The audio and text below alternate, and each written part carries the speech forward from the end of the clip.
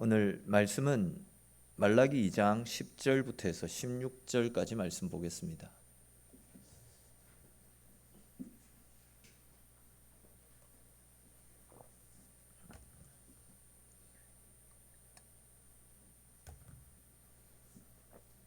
말라기 2장 10절부터 16절까지 말씀 우리 한 절씩 읽고 마지막 16절은 같이 읽겠습니다.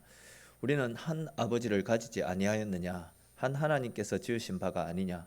어찌하여 우리 각 사람이 자기 형제에게 거짓을 행하여 우리 조상들의 언약을 욕되게 하느냐?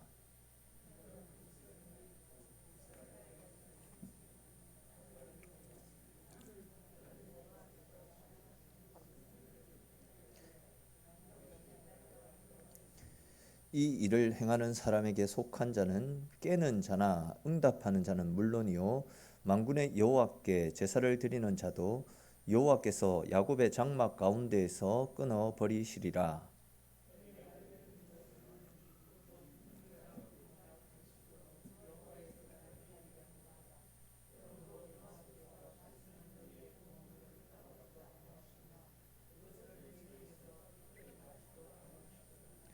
너희는 이르기를 어찌 됨이니까 하는도다. 이는 너와 내가 어려서 맞이한 아내 사이에 여호와께서 증인이 되시기 때문이라. 그는 내 짝이요 너와 서약한 아내로되 내가 그에게 거짓을 행하였도다.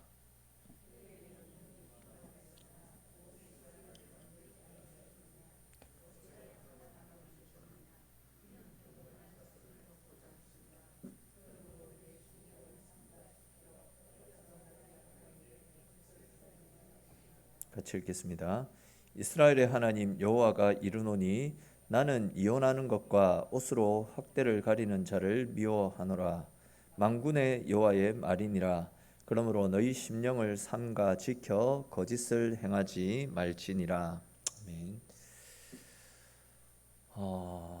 보통 이제 한국 교회의 상황을 보면 중고등학교 때는 그래도 나름 열심히 신앙생활을 하던 아이들이 대학에 들어가면서 또 사회생활을 하면서 신앙을 버리는 경우들이 굉장히 많이 있습니다.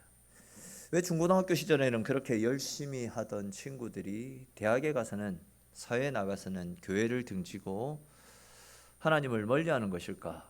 이런 생각들을 해보니까 문화의 차이에서 오는 어떤 갈등 때문에 겪게 되는 가치관의 혼란의 문제에서 이런 현상들이 발생하는 것이 아닌가 하는 생각이 들었습니다. 무슨 이야기입니까? 그래도 이제 학생 때에는 부모님의 품 안에서 생활합니다. 또한 부모님의 손에 이끌려서 나오든지 아니면 자발적으로 나오든지 교회에 나와서 예배를 드리게 됩니다. 그렇게 되면 이제 교회에서는 이거 하지 마라, 저거 하지 마라. 즉 뭐 술 마시면 안 된다, 담배 피면 안 된다, 혼전순결 지켜야 된다, 하나님의 자녀답게 살아가야 된다, 이런 것들을 가르쳐 주죠. 그리고 이런 가르침의 말씀을 듣게 되면 그래도 뭐 학생 때에는 공부를 한다고 바빠서 그런 것인지 또 이제 부모님의 통제 아래 있기 때문에 그런 것인지 그래도 그나마 그런 부분에 있어서 신경을 쓰고 나름대로 말씀 안에 거하려고 몸부림을 치며 살아갑니다. 또 진짜 교회 다니는 사람들은 세상 친구와 달라야 된다라는 이런 생각으로 믿음의 삶을 살아가는 경우들도 많이 있습니다. 근데 이제 사회생활을 하고 대학에 들어가게 되면 중고등학교 때 생활했던 문화와는 너무 달라지게 됩니다. 예를 들어서 이제 뭐 제 이야기를 잠시 하면 저는 교회 다니고부터는 술, 담배, 뭐 세상적 문화 이런 것에 접하면 죄라고 생각을 했었더랬습니다. 그래서 뭐 일체 그런 것들을 들여다보지도 않았습니다. 근데 이제 대학에 들어가고 입학하기 전에 이제 신입생 MT를 가지지 않습니까? 거기 한번 가보니까 죄다 술판입니다. 술을 안 먹는다라고 하니까 죄인 취급하며 몰아붙입니다. 분위기 자체가 뭐 술을 마시지 않고 그 문화에 끼어들지 않으면 생활을 못할 것 같은 그런 험악한 분위기로 만들어 가더라고요. 또 그곳에서 이제 학과 선배들, 그러니까 학회 선배들이 나와가지고 각각 자기 학회를 홍보하는 시간을 가졌는데 참 기가 차더라고요. 제일 먼저 나왔던 그 학회장이 자기네 학회로 들어오면 일주일에 한 번은 술을 보장하겠다, 일주일에 한 번은 소개팅을 주선해 주겠다라고 학회 소개를 하는 겁니다. 그것이 전부였습니다. 근데 그 소개를 들었던 학생들이 열광을 하며 박수를 칩니다. 그러자 이제 또 두 번째 나왔던 학회장은 저 학회에서 한 번 술을 보장하고 한 번 소개팅을 보장하면 우리 학회는 일주일에 두 번 술자리를 보장하고 소개팅을 보장해 주겠다, 그런 이야기를 하고 들어가는 겁니다. 학회 소개가 그것이 전부였습니다. 그렇게 되면 학생들은 더 크게 열광하는 분위기였습니다. 교회에서 그런 문화를 접해서는 안 된다라고 교육을 받고 자라왔던 저로서는 진짜 이해가 되지 않는 상황이었습니다. 학회라고 한다면 말 그대로 배우기 위해서 모이는 모임입니다.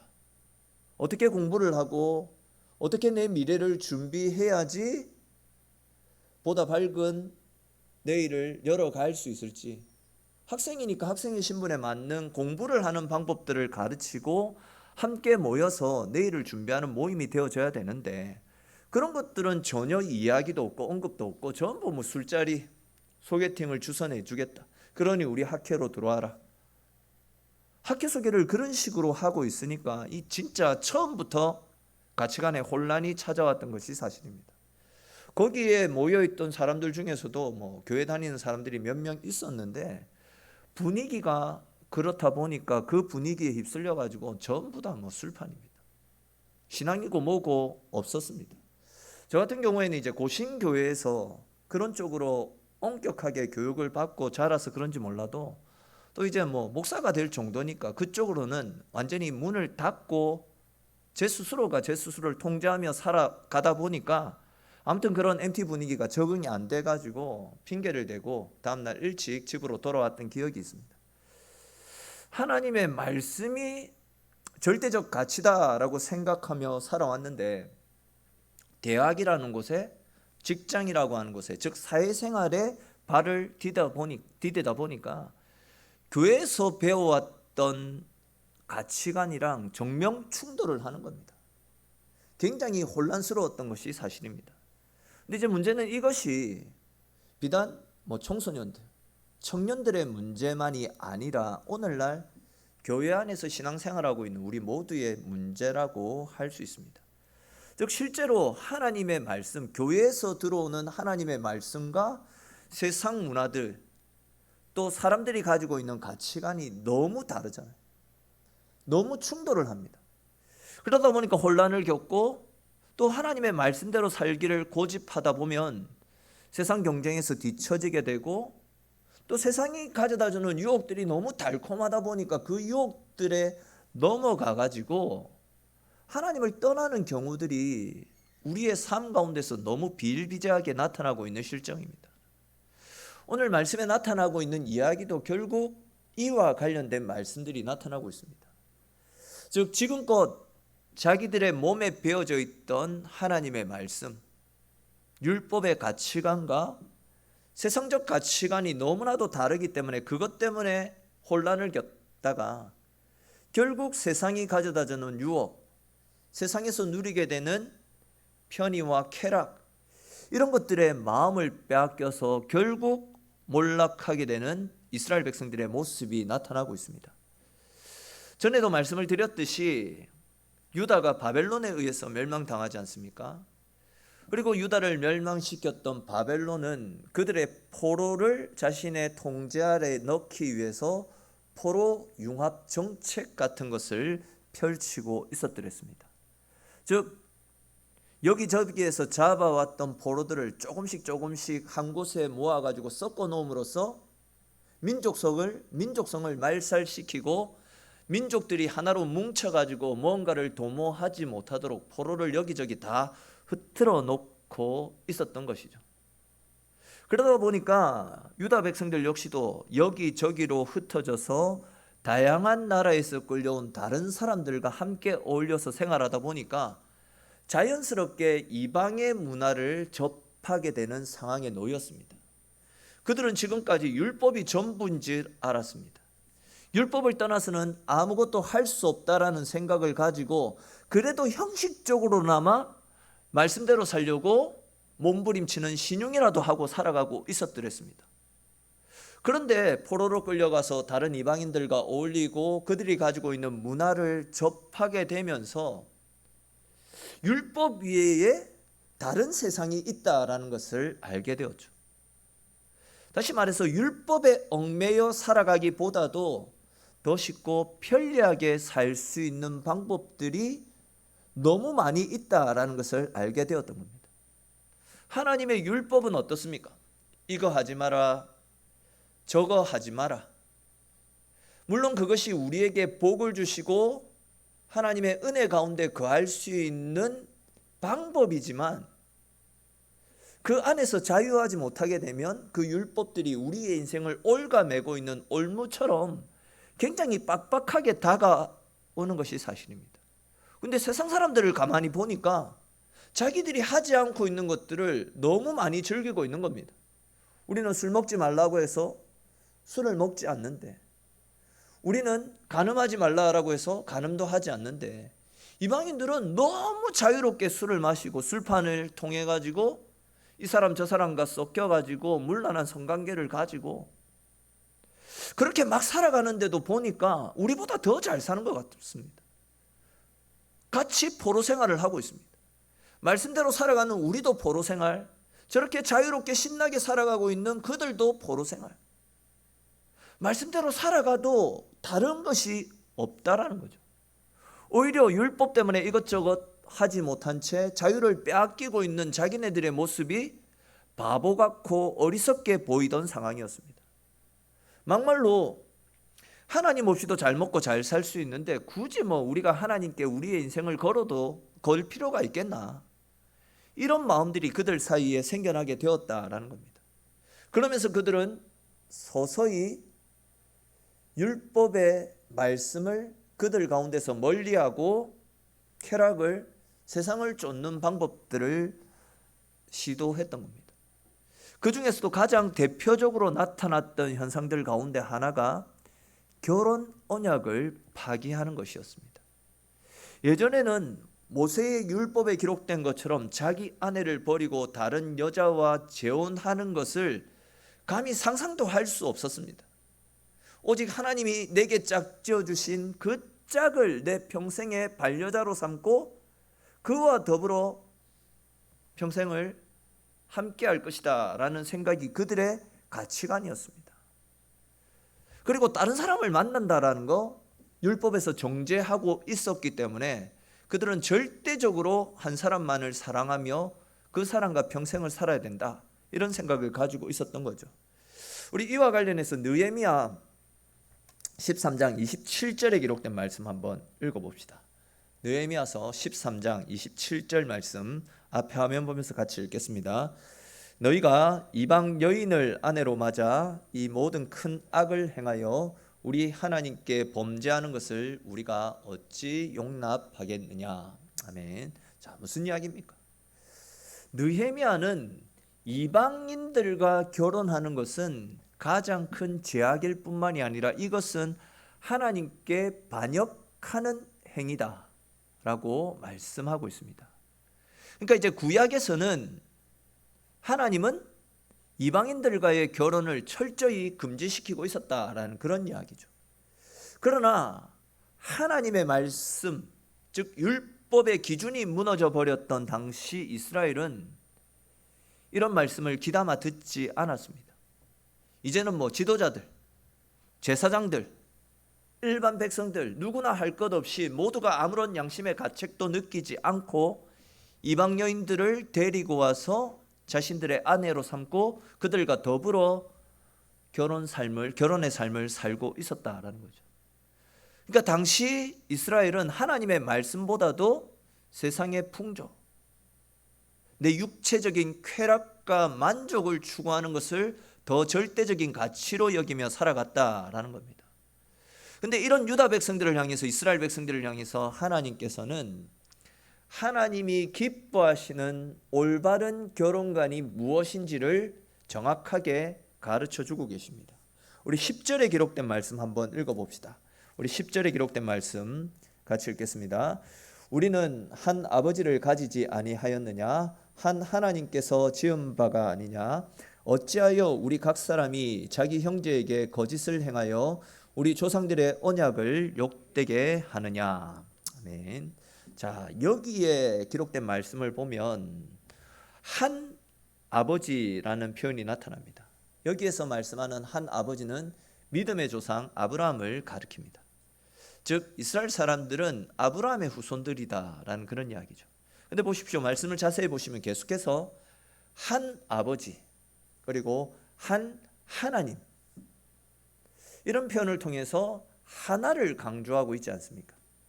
이렇게 말씀해서 우리가 아브라함 안에서 하나인 것을 강조하는 이유는 우리는 아브라함의 자손이기 때문에, 즉 하나님으로부터 비롯되어진 한 뿌리로 자라왔기 때문에 우리는 하나님이 약속하신 말씀 안에 살아야 된다. 그것을 강조하기 위해서입니다. 잘 알고 계시듯이 아브라함은요, 가나안 땅에 정착해서 살고 있었습니다. 그런데 그의 아들 이삭을 위해서는 그 많고 많은 가나안 여인들이 아니라 자기가 나고 자란 자기 친족 중에 하나를 자기 아들의 부인으로, 즉 자기의 며느리로 삼고자 하지 않았습니까? 그래서 아브라함은 그의 종 엘리에셀을 시켜가지고 자기 고향 갈대아 우르로 가서 자기 가문의 자손 중에서 자기 아들 이삭의 아내를 하나 선택해 오라라고 지시를 내렸습니다. 그리하여서 이제 그의 종 엘리에셀이 멀고 먼 갈대아 우르까지 가서 이삭의 아내인 리브가를, 아브라함의 혈통이었던 리브가를 이삭의 아내로 구해오지 않았습니까?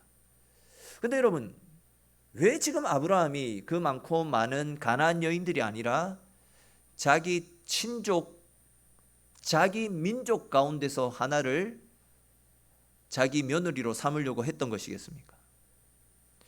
가나안 사람들은 영적으로 뿐만이 아니라 육적으로도 굉장히 타락해서 가나안 사람들 가운데서는 도저히 경건한 신부감, 경건한 하나님의 백성을 만들 수가 없었기 때문입니다.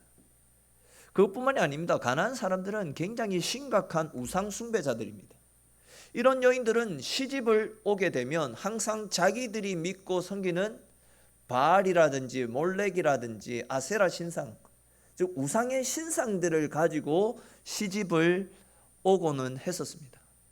그렇게 되면 자연스럽게 같이 사는 남자도 우상 숭배에 빠지게 되고, 그러다 보면 서서히 하나님을 향한 믿음이 사라져 버리게 되는 겁니다. 결국 우상을 섬기는 이방 여인으로 말미암아 하나님을 향한 신앙이 사라지게 된다라는 겁니다. 바로 그런 이유 때문에 아브라함은 처음부터 자기 며느리는 가나안 사람이 아니라 자기 민족의 후손 중에서 자기 며느리를 찾으려고 했던 겁니다. 그러나 아브라함과 달리 이방 여인을 아내로 맞았다가 한순간에 몰락했던 사람이 있죠. 그는 이스라엘 역사상 가장 위대한 왕으로 평가받는 사람 중에 하나인 솔로몬입니다. 솔로몬은 성령이 충만해서 하나님이 주시는 지혜로 나라를 굉장히 부국강병 상태로 만들었던 사람 아닙니까? 그런데 그런 뛰어난 지혜의 왕, 성령에 사로잡혔던 솔로몬도 서서히 무너져 버립니다. 솔로몬은 나이가 들면서 자기 권력, 자기 힘을 지키기 위해 이방 사람들과 정략 결혼을 시작하게 됩니다. 근데 이제 앞에서도 말씀을 드렸듯이 그 이방 여인들은 시집을 올 때 자기들이 섬기는 우상, 즉 신상들을 가지고 시집을 오거든요. 그들은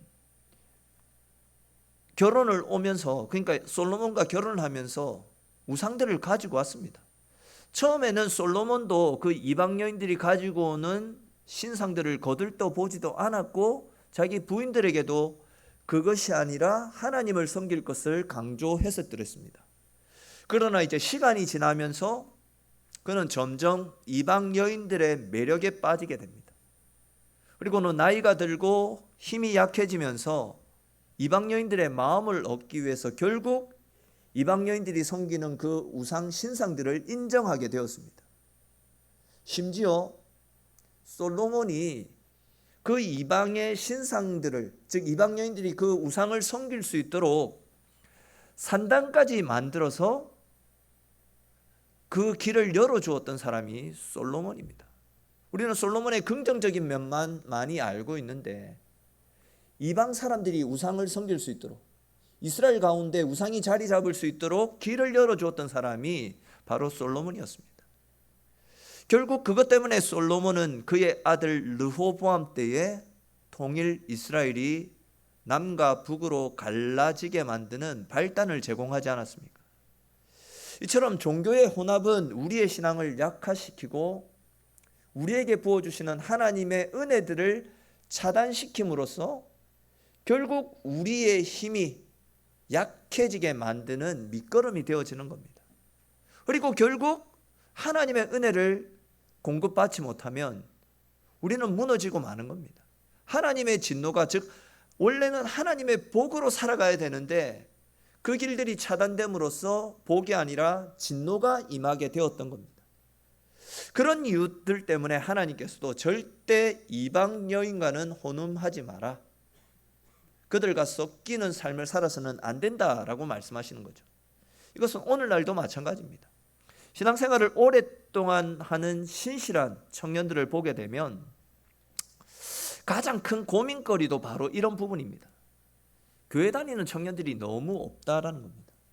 그러다 보니까 교회 다니지 않는 청년들을 만나서 내가 그 사람 전도하면 되는 것 아니냐, 이런 식으로 안 믿는 사람들과의 교제를 시작하게 되고 또 그런 분들과 어울려서 결혼을 하는 친구들도 종종 있습니다.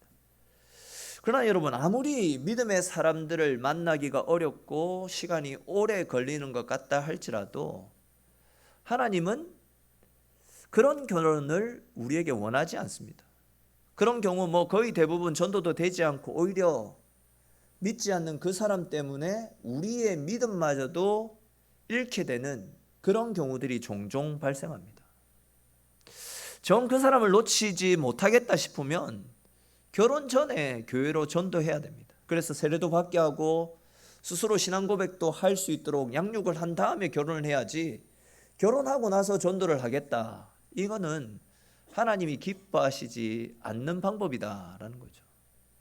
아무튼 오늘 본문에서는 아브라함의 후손이면서도 하나님의 말씀 앞에 순종하기보다도 그냥 자기 육체의 정욕을 따라서 자기 부인을 내쫓고 문란하고 타락한 이방인들과의 결혼을 아무렇지도 않게 행하고 있는 그 이스라엘 백성들을 향한 하나님의 질책의 말씀들이 나타나고 있습니다. 12절 말씀 보시면 하나님께서 그냥 말씀을 떠나서 자기 정욕을 따라 이방인들과 결혼하는 그 사람들이 하나님 앞에 드리는 기도는 받지도 않으시고 예배 역시도 받지 않겠다, 그들을 장막에서 끊어버리시겠다라고 굉장히 강력하게 그들을 질책하시는 말씀이 나타납니다. 12절 말씀만 보면 그들은 그들 나름대로 열심히 기도 생활도 했던 것 같고 예배 생활도 열심히 하는 사람들이었던 것 같다 여겨집니다. 근데 보시면 그들은 결혼 생활만큼은 말씀에 순종하지 않고 자기 욕심을 쫓아 살았다라는 거죠.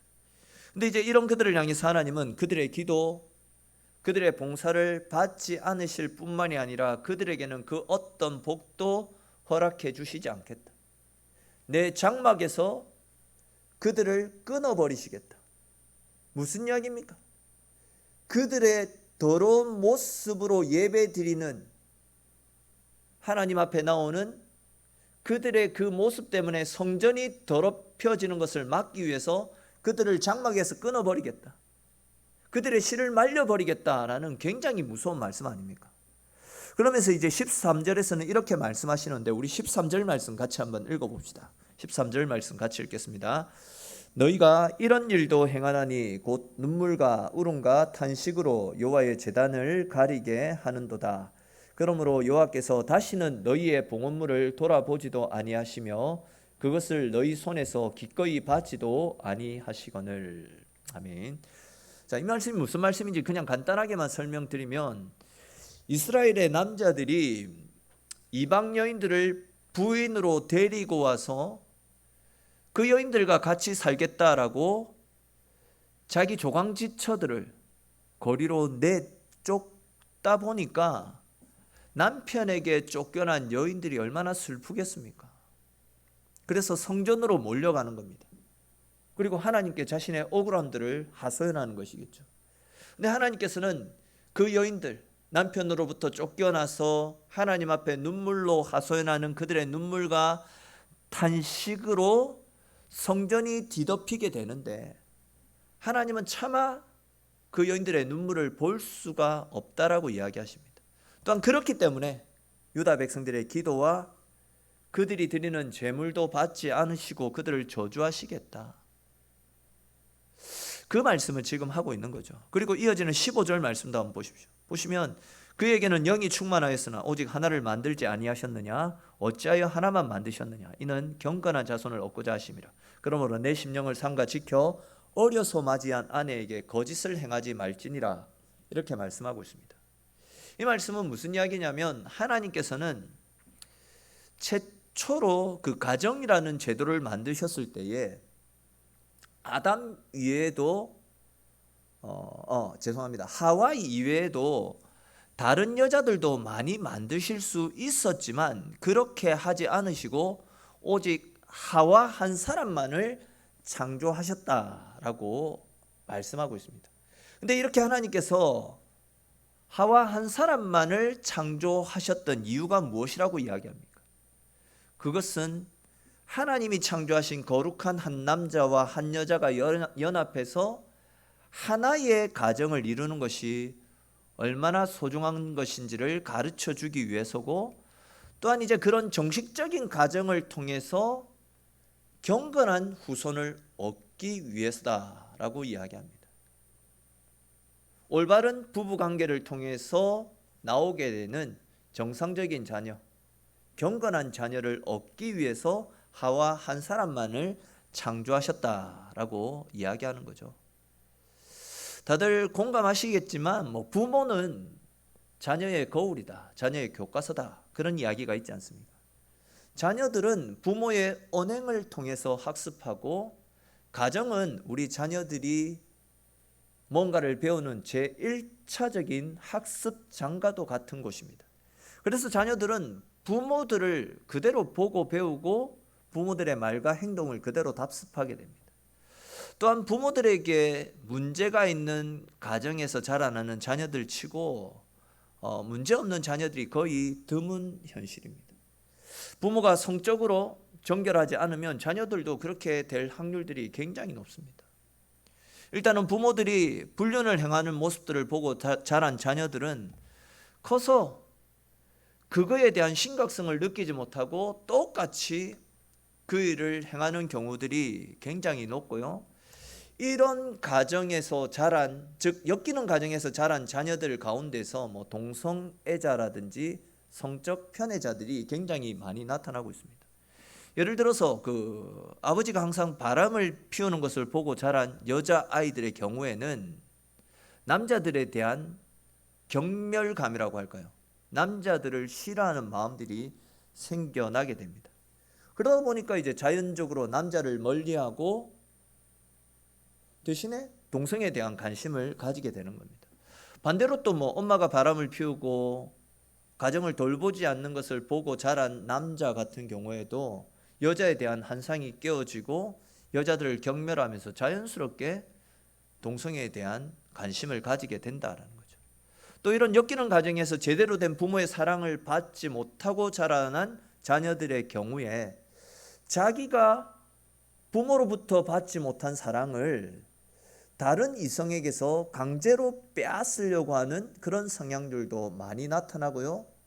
누군가가 조금만 자기에게 관심을 보이고 사랑을 보여준다라는 느낌이 들면 내가 사랑을 받지 못한 갈급함이 있기 때문에, 사랑에 대한 굶주림이 있기 때문에 너무나도 쉽게 경계심을 풀어버린 채 다른 사람의 그 이성의 관심을 받아들이는 성향들이 많이 나타나고, 그 결과 성범죄와 같은 사회 문제들이 많이 발생한다는 통계가 있습니다. 바로 이런 일들 때문에 하나님께서는 올바른 결혼관계, 정결한 결혼관계를 통해서 경건한 자손을 얻으려는 목적으로 올바른 결혼을 이루어 나가야 된다라고 가르쳐 주고 계시는 겁니다. 우리는 하나님의 백성이기 때문에 세상 문화가 어떠하다 할지라도 하나님의 백성들답게 하나님의 가르침을 따라 우리의 가정을, 우리의 결혼 생활을 지켜나갈 수 있어야 됩니다. 한 여자와 한 남자가 만나서 결혼을 한다라는 것은 다른 모든 여자나 다른 모든 남자에 대한 관심을 끊고 오직 나는 내 배우자만을 바라보며 그 사람만을 위해서 살겠습니다라는 서로 간의 다짐이고 서로 간의 언약 아닙니까? 그런데도 이제 자기 욕심을 죽이지 않고 결혼을 했는데도 불구하고 불륜관계에 빠지는 것은, 먼저는 마태복음 19장 6절에 나타난 예수님의 말씀처럼 하나님께서 짝지어 주신 것은 사람의 힘으로 결코 나누지 못할 것이다 라고 하셨는데, 내 힘으로 내 의지로 하나님의 뜻을 정면으로 치고 거슬러 올라가는 죄를 짓는 것 아니겠습니까? 또 우리에게 맡겨주신 자녀들이 그런 우리의 행실을 보고 경건하지 못한 자녀들로 자라가도록 자녀들을 죄악의 길로 빠뜨리는 또 다른 죄를 잉태하는 겁니다. 그렇기 때문에 우리는 오늘 말씀을 가지고 부부 간의 관계가 얼마나 중요한 것인지, 하나님 은혜 가운데 믿음의 가정을 세워나가는 것이 얼마나 소중한 것인지, 그것이 곧 우리에게 맡겨주신 사명과도 직결된다라는 것을 반드시 알아야 됩니다. 진짜 여러분, 우리의 가정을 말씀대로 건강하게 바르게 세워나가는 것보다도 더 좋은 자녀 교육은 없습니다. 신앙의 부모로서 우리의 자손들을 경건한 믿음의 사람으로 세워가기 위해서는 부모된 우리가 앞에 서 있는 우리들이 먼저 올바른 삶을 통해서 신앙의 경건의 본을 보여줄 수 있어야 됩니다. 늘 거룩한 삶을 살기에 힘쓰고 하나님을 가까이 하는 삶의 모범을 보여줄 수 있어야 된다는 거죠. 우리들이 지켜나가는 그런 삶의 모범과 경건의 모범들을 우리 자녀들이 보고 그 길을 그대로 따라가게 되는 것입니다. 얼마 전에 어떤 기사를 보니까 결혼한 남자의 60% 정도가 가정을 두고 아내를 두고 바람을 피운 경험이 있다라는 통계가 있더라고요.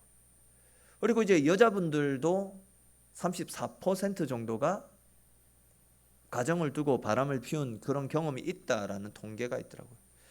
그러다 보니까 전에도 한번 말씀드린 기억이 있는데, 요즘은 가정을 가지고 있으면서도 애인이 없는 사람을 천연기념물 아니면 몸에 무슨 장애가 있어서 그런다, 그런 식으로 치부하는 사회 문화가 조성되고 있는 것 같다 싶습니다.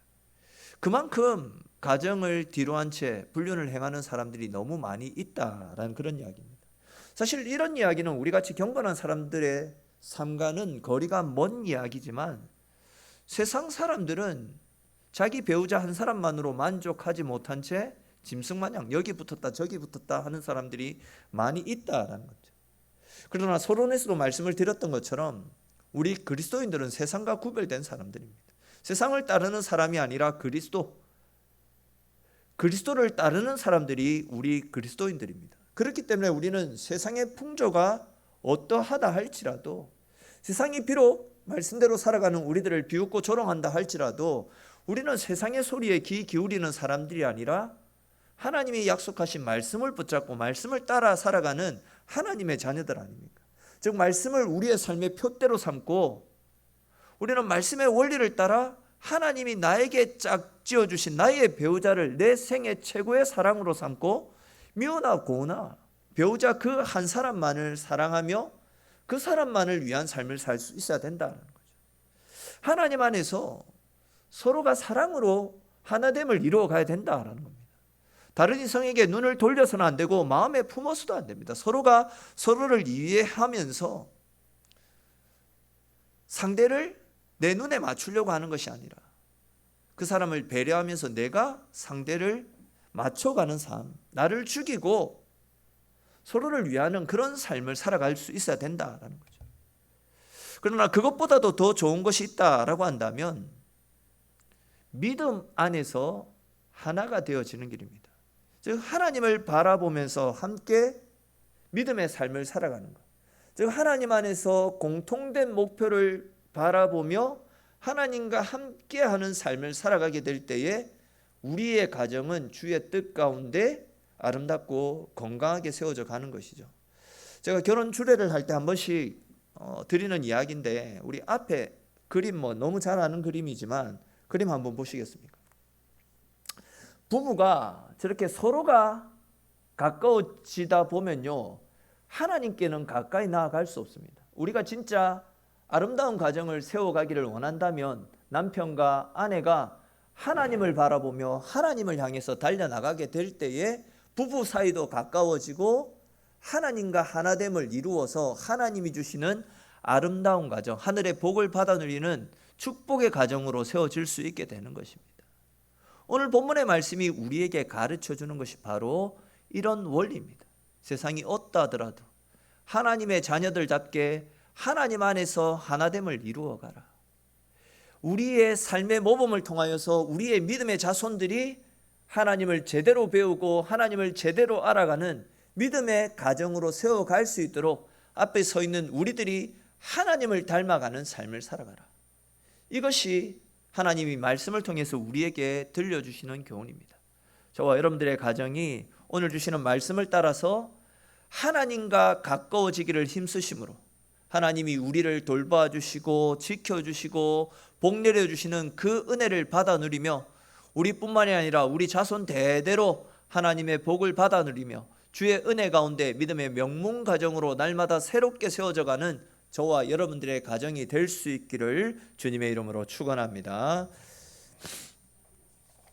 우리 오늘 주신 말씀들을 생각하면서 한번 같이 기도하겠습니다.